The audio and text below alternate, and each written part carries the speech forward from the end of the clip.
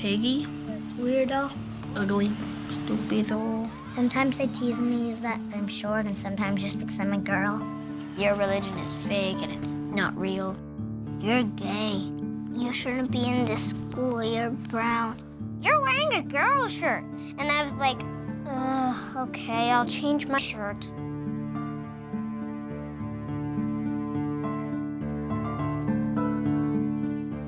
If a student isn't feeling safe or comfortable, they aren't focusing on what I'm teaching them.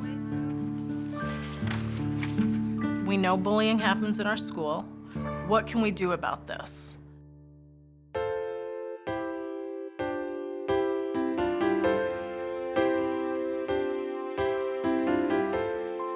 What makes you feel safe at school? Tomorrow? Teachers? A new kid calls your friend gay.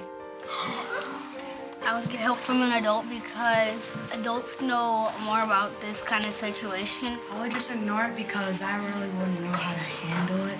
I would have said, my aunt's gay and you can't change it. Blue was a quiet color. Red liked to pick on blue. Makes fun of the way you are and everything, and you can't help what you are. Has anybody ever heard anybody get called a name because of their skin color?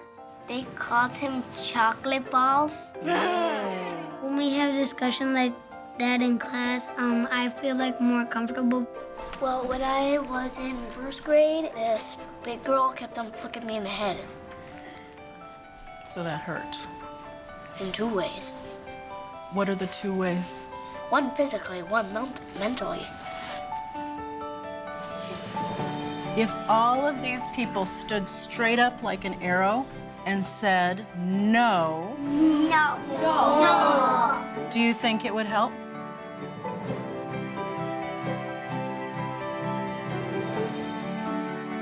To me, it's a no-brainer. You have to make sure that our students are comfortable talking about difference so that they can ease into their learning and feel confident in their growth. Wow, God, I'm trying to do something and you messed it all up. 2 or 3 kids came up to me right after the lesson and they wanted to tell me about things that were said to them that hurt. Meant that that was a success. I'm sorry.